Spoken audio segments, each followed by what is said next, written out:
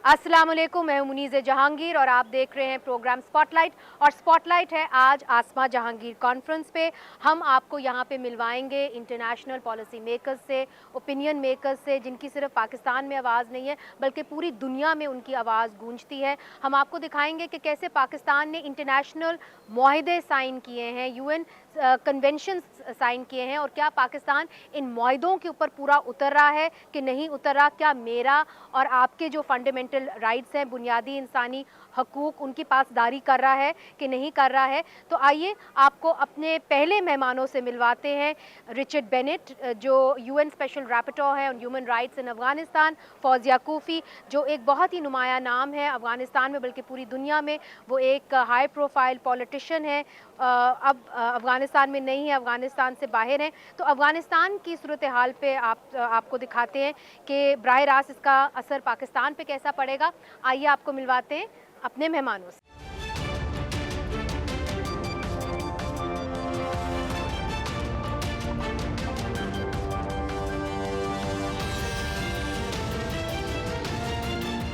Thank you so much for joining me on this program on Spotlight. Richard Bennett, you have been a UN Special Rapporteur and are the UN Special Rapporteur on the situation of human rights in Afghanistan, and you've been there since 2022. And Fauzia Kofi, we met so long ago, almost 15 years ago, it seems. Can't believe that. Back in Kabul, Yes. where you were in a position of power at that time. You've been a presidential candidate in 2014 in Afghanistan, and now you're a refugee. So let me begin with you.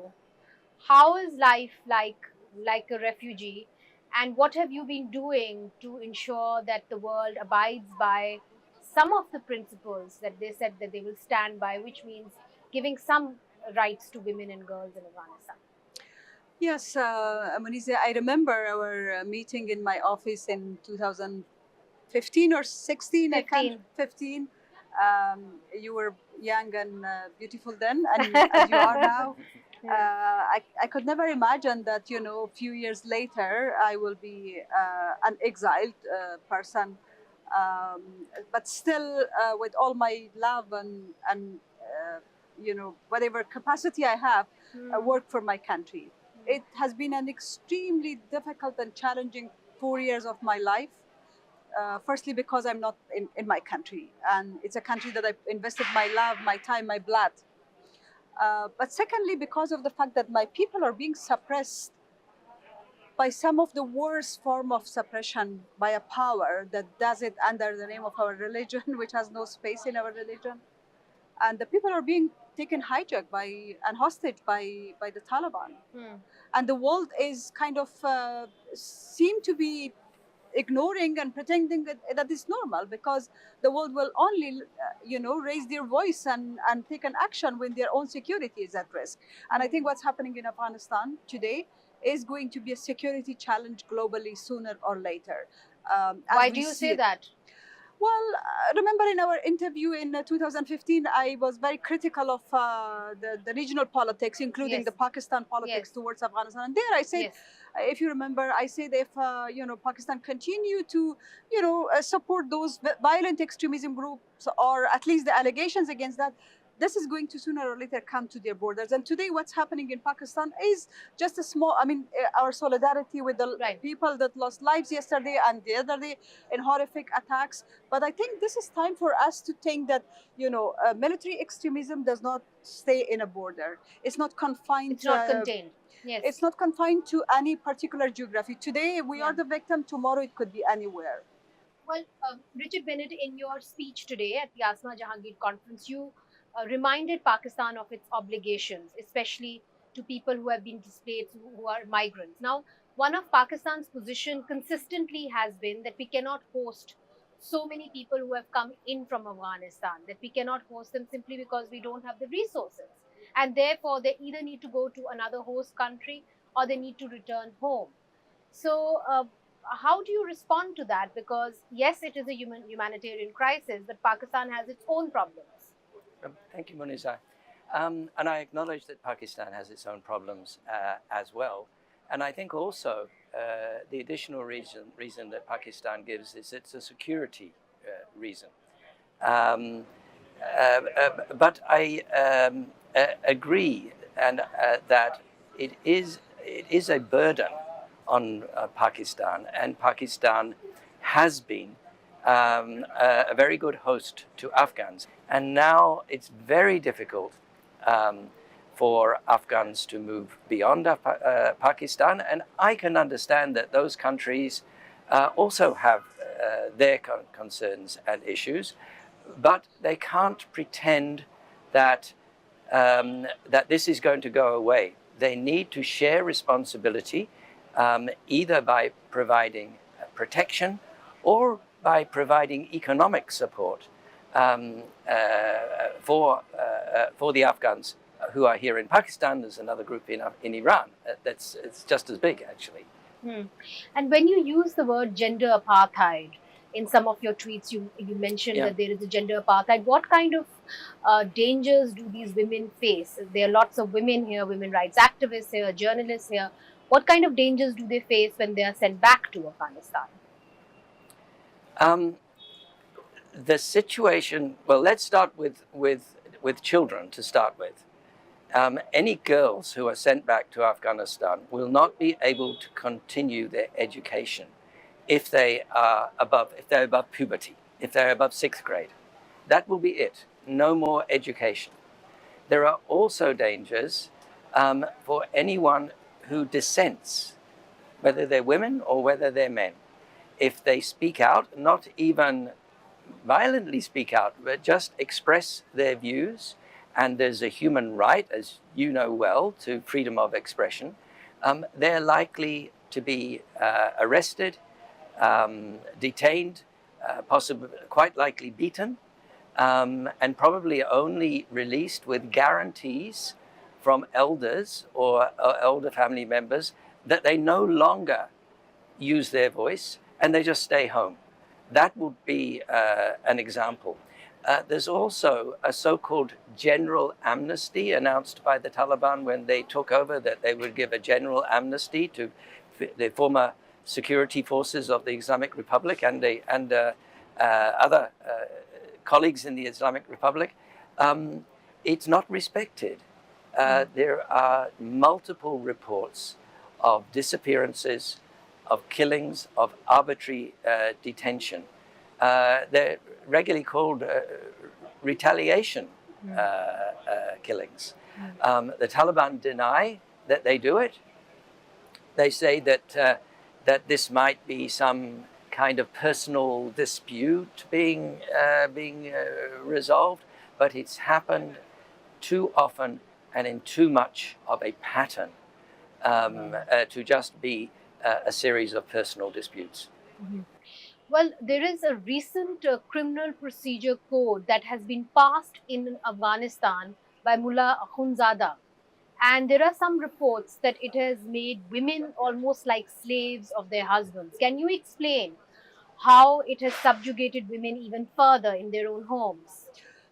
Well, the Taliban mentality of governance is on the basis of theocracy, means a group of religious scholars have all the power to decide. And this they have explicitly said during the negotiation in Doha. When we were negotiating with them, they did not believe in the general public's view or votes. There they made it clear that you cannot make equality, or you cannot compare a religious scholar with an ordinary person. So they actually have that perception of supremacy, that they are superior than the rest of the society.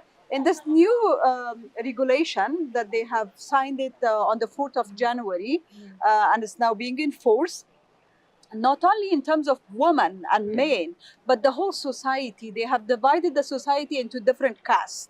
While Afghanistan being a very diverse country, diversity in ethnic and language, in like Pakistan, in religion, the only thing the society has always enjoyed was the equality in the society, social equality. Like people have always accepted each other, lived with each other, no matter what the policies of the government were. But the Taliban said that society is in 4 sector category. So they have put themselves, like the scholars, the religious clerk as the first superior society. They're being kind of in amnesty and pardoned by when they make any crime. There is no tazir. There is no punishment for them. And then the business people, the merchant, the elites of business, and I think they do that in purpose to attract the attention of the business people, or the second category that have that amnesty and pardon. And then the third and the fourth is the general public, and which are regarded as lower than the actual human beings in Afghanistan. Women are regarded in that category. Article 4, I'm going to raise this because I think this is not going to be limited to Afghanistan. We now see in Libya, some parts of Libya, women are asked to stay home. They're not allowed to go because some fundamentalists across the world are inspired by what the Taliban do. So Pakistan is not going to be safe. Right. And the United Nations did engage with the Taliban in Qatar in June of 2024, if I'm not wrong. On that negotiating table, the Afghan women were not given any space. Do you think that was the right way to move forward? Because a lot of the international human rights organizations did criticize the United Nations for not giving women space at the negotiating table. And of course, we understand that the Taliban were not wanting them to be there, but then for the United Nations to acquiesce. I was one of those criticizing it quite publicly. Yes. I wrote op-eds and made statements because the bottom line is that any discussions about Afghanistan's future must include all the diversity of Afghanistan, including women, of course. There must be meaningful engagement of women in all discussions.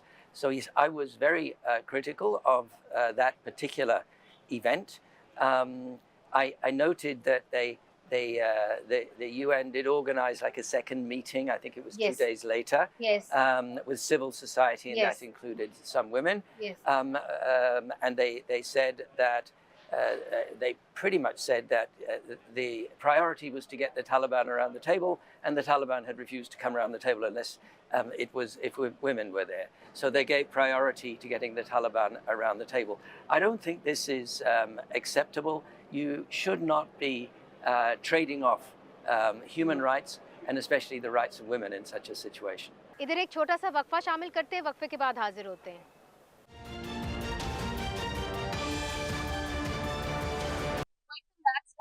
Afghanistan के ऊपर हमारे साथ दो खास मेहमान हैं, Richard Bennett जो United Nations के स्पेशल रैपरटोर हैं on the human rights situation in Afghanistan, और फौजिया कूफी जो एक सियासतदान हैं और प्रेसिडेंशियल कैंडिडेट भी रह चुकी हैं अफगानिस्तान में। Are you satisfied with the Doha process? You were part of it at one point, but now women are no longer part of the negotiations.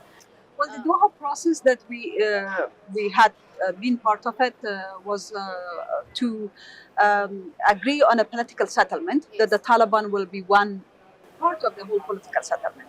But sadly, the way it was arranged and managed, especially with involvement of the U.S. Special Envoy on the peace process, Khalilzad, I think that led to complete collapse of a government that we invested blood, treasure, and time over the past 20 years.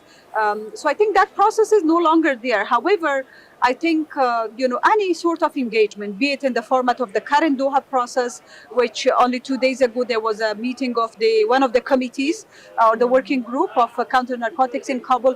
Any kind of those engagements should not normalize what's happening in Afghanistan, because by normalizing we actually embolden these kind of actions. There should be a culture of accountability, something that your late mother has fought for it relentlessly. We need to end the culture of impunity and hold those accountable for perpetrators of human rights. Yes. And today what happens in Afghanistan could go anywhere if we don't hold the Taliban accountable. Yes, hold that thought, because that's an important question that I have. But Richard Bennett, what about the ongoing atrocities? The international community and the United Nations has failed to address those. Well, I agree with Fawzia Kofi that there needs to be stronger accountability. And there have been some steps taken towards accountability. For example, the International Criminal Court has issued arrest warrants for 2 top Taliban leaders for the crime against humanity of gender persecution, and that is a first. So that's something. And those arrest warrants are out there, and if they step into a country that has ratified the Rome Statute, those people will be arrested and tried. But there needs to be much more. There's no domestic accountability, and I don't think we can really expect it. There has been established a new investigation mechanism by the Human Rights Council just a few months ago. It's similar to one in Myanmar and another one in Syria. Those are the only 3 countries now, so there will be something more, but it does take time. I want to see it go farther and to be more powerful. Member states could do more to hold the Taliban accountable, not only through gender apartheid, as you mentioned, but they could exercise universal jurisdiction. Can you explain a little bit more? Well, universal jurisdiction is where some countries have laws that enable them to prosecute international crimes, even if they're committed in a different country. And it's happened in other cases, in other country situations. It could happen also in Afghanistan. So we would look at those countries who are standing up for human rights and say they're standing up for accountability to do more.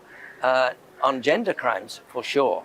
But there are many other crimes being committed, including, as I mentioned, killings and disappearances. There's also discrimination against minorities, particularly ethnic and religious minorities in Afghanistan, and also against gender diverse people. Right. When you said that member states can do more, what more do you think Pakistan can do as a neighboring country to hold the Taliban accountable to the atrocities they've committed, especially against women? I think they could do more within the community of Islamic countries. Pakistan, I know, likes to seize itself as one of the leaders, for example, of the OIC, the Organization of Islamic Conference. I would like to see those countries get together and challenge the Taliban's version of how to govern an Islamic state more strongly. Yes, we've seen a few condemnations, especially about girls' education, but it has not gone much beyond girls' education, and it has been this kind of normalization, inviting Taliban to meetings, doing business with them, maybe not formal recognition, but certainly creeping normalization. So what you say is that we shouldn't be engaging with the illegal Afghan government at the moment. I don't say that completely. I say any engagement should be principled engagement. And by principled, I mean according to the principles of international law, and we're in a conference about the law here at the moment. And so concerns about human rights should be raised. I believe the international community should have a set of human rights benchmarks, a human rights roadmap for engagement with the Taliban, and make engagement contingent on progress towards agreed human rights benchmarks. Right. But unfortunately, that's not happening right now, and more countries seem to be wanting to engage with the Taliban, and these are regional powers like Russia, Pakistan. Do you see hope, Fawzia Kufi? I do. I'm more hopeful now for a positive change in Afghanistan than I was before. And the reason is the Taliban's themselves. The Taliban are continuously trying to distance themselves from Afghanistan, the people of Afghanistan. There is more division today than it was before. They are in rivalries and war with the countries in the region. And I understand some of the countries, especially from Central Asia, immediate neighbors of Afghanistan, or far neighbors like India or China or Russia, at some point even Pakistan. They were very hopeful about the Taliban return to power, and they thought that will change their influence. But now we see that it has not been the case. So I hope it's a lessons learned for these countries who believe that only engaging with Taliban and engaging without any principle, not using their force to pressure the Taliban, will lead to some sort of kind of anonymous influence of these countries in Afghanistan. This is wrong. I think the countries who are investing right now in Afghanistan, not humanitarian aid, but investing by capital, by money, to engage with Taliban for their security. It's a wrong narrative.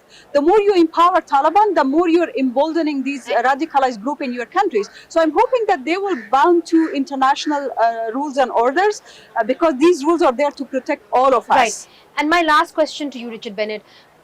It seems to me that they've not allowed you access to, from what I've read, they've not allowed you access to Afghanistan. Is that correct? They did for a time. They did. I was allowed to go on 3 visits, and to be fair, I was not restricted when I went. But after I made several reports, and I've now made 11 reports, my 12th one coming up. Recently they haven't. They objected to my reports, and they no longer welcome me to visit. They're no longer welcoming you in Afghanistan. Yes. So when you did have an opportunity to engage with the Taliban, did you find any hope? Do you see any hope? And how was it like to engage with them? Were they willing to give away on certain, they would give some fundamental rights to women in Afghanistan? I think that I saw the possibility of having conversations with them. And certainly one of the things I noted when I went around the country was that they were on message. They had a script.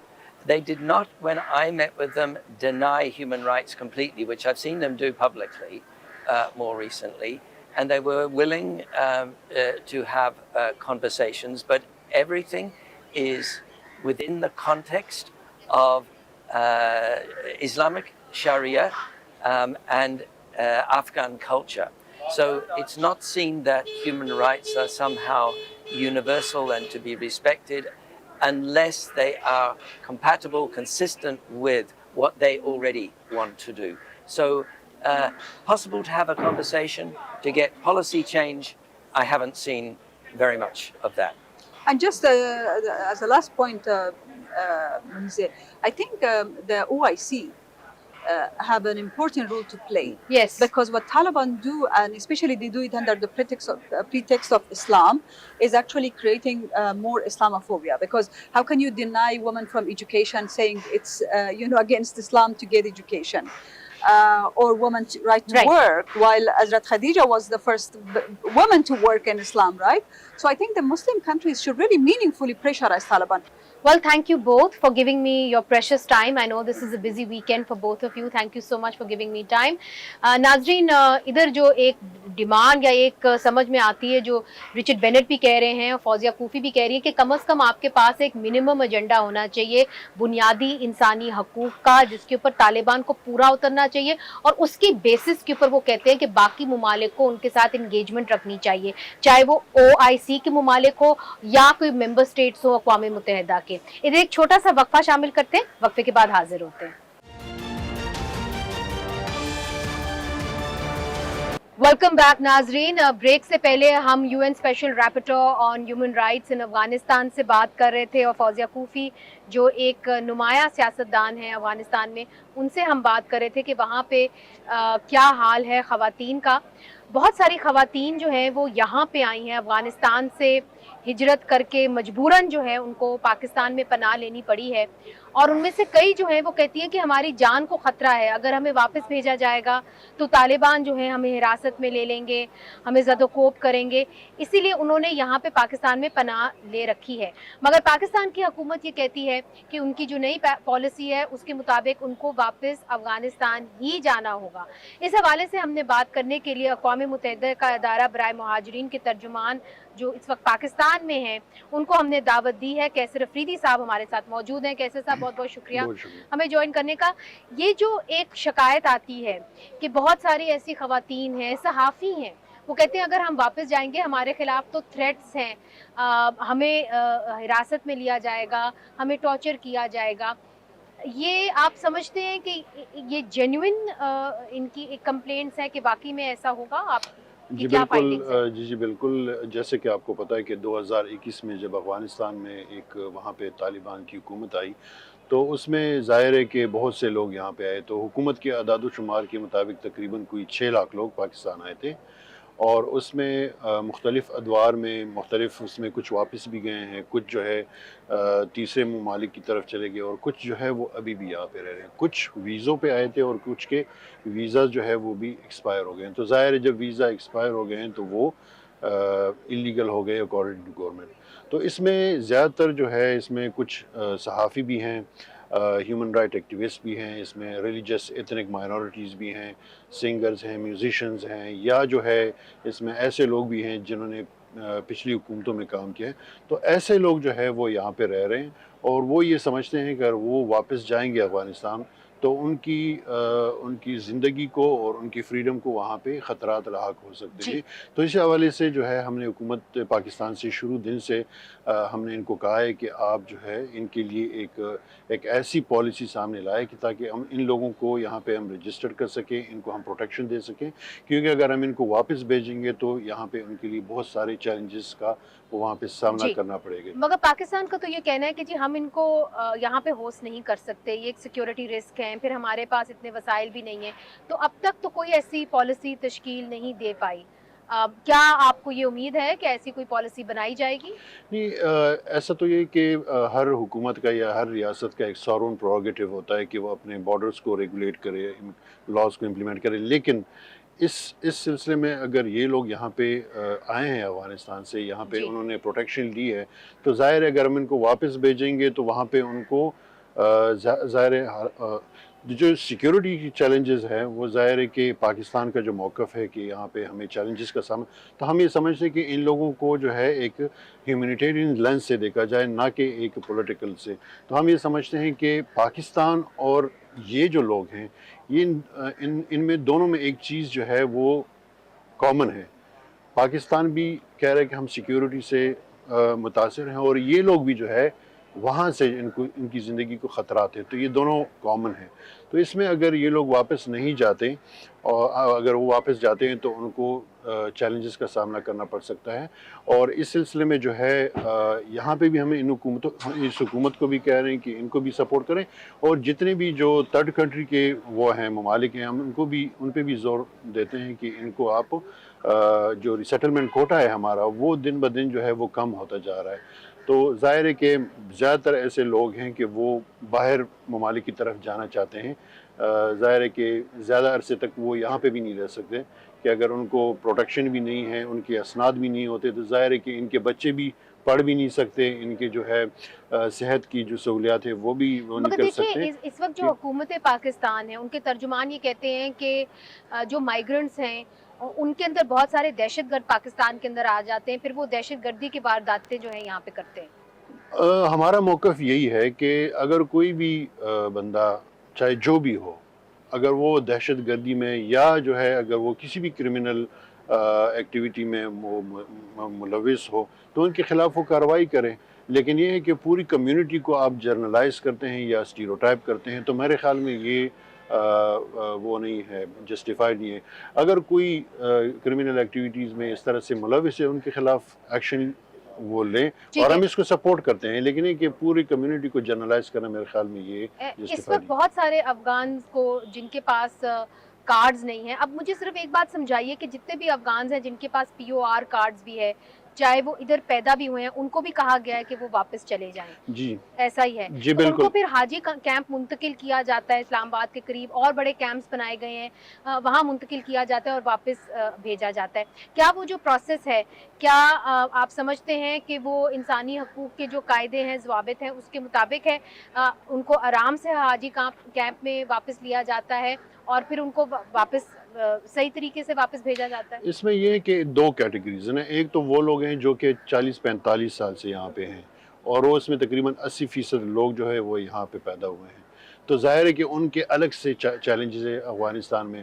वो ये समझते हैं वो उधर जब जाएंगे तो उनके यहाँ पे कारोबार हैं, इन्होंने यहाँ पे स्टूडेंट्स हैं, वो यूनिवर्सिटीज़ में पढ़ते हैं, यहाँ पे उनकी शादियाँ हुई हैं, यहाँ पे उनके, तो वो जो है, और अभी जो अफ़गानिस्तान में सूरत हाल है, वहाँ पे सर्दी है, शदीद सर्दी है, और इन लोगों के पास सर सर डालने की कोई जगह नहीं है। तो खवातीन ज़ाहिर को है काम करना भी नहीं अलाउड जी। खवातीन को काम करना भी अलाउड नहीं है, और वो जो है वहाँ पे पढ़ भी नहीं सकती। जी। तो ये सारे चैलेंजेस हैं, ये जो नए 2021 में आए हैं 4-5 साल पहले, इनके भी यही चैलेंजेस हैं, और जो पुराने यहाँ पे रह रहे हैं तो वो भी, तो हम ये समझते हैं कि जो वापसी का जो अमल है वो रज़ाकाराना हो, बाइज़्ज़त तरीके से हो, और बाहिफाज़त वॉलंटरी हो जिसे जी, कहते हैं कि वॉलंटरी। बाइज्जत और रज़ाकाराना जी, जी। तरीके से हो, और तभी आप समझते हैं कि मामलात हल की तरफ जाएंगे। और जो इस वक्त हालात हैं कैंप्स के, आप उससे मुतमईन हैं?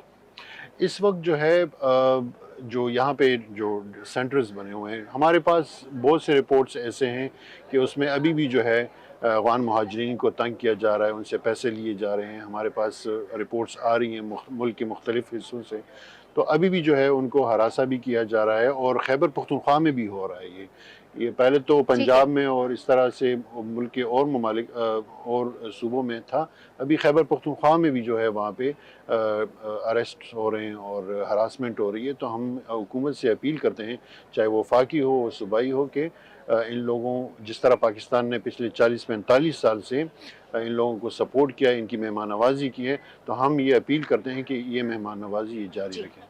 बहुत बहुत शुक्रिया हमसे बात करने का। नाजरीन, पाकिस्तान ने बड़े अरसे से, फॉर डेकेड्स जो है, पाकिस्तान ने अफगान मुहाजिरीन को यहाँ पे पनाह दी, उनकी मेहमान नवाजी की, और अब पाकिस्तान ने ये फैसला कर लिया है कि तमाम अफगान मुहाजिरीन को वापस अफगानिस्तान जाना है। मगर अलमिया ये है कि अफगानिस्तान के अंदर उनकी जान को ख़तरा है, वहाँ पे ख़वातीन के लिए काम करने के लिए कोई भी मौक़े मौजूद नहीं है, और वो पूरा जो मुल्क है वो अभी भी जंग की कैफियत से गुजर रहा है। इसमें पाकिस्तान से जो इंसानी हकूक़ की तंजीमें हैं और आलमी दुनिया है, वो ये अपील कर रही है कि पाकिस्तान ह्यूमैनिटेरियन ग्राउंड्स पर उन्हीं लोगों को वापस भेजे जो ख़ुद वापस जाना चाहते हों, और जो लोग यहाँ पे अपनी ज़िंदगी बसर कर रहे हों उनके लिए जगह बनाएं, उनके लिए सहूलियात पैदा करें, ताकि उनको एक ऐसी जगह पे ना जाना पड़े जहाँ वो ना अपनी रोज़ी रोटी कमा सकते हैं और ना ही उनकी जान जो है वो महफूज है। मुनीज़ जहांगीर को आसमा जहांगीर कॉन्फ्रेंस से इजाज़त दीजिए। खुदा हाफिज़।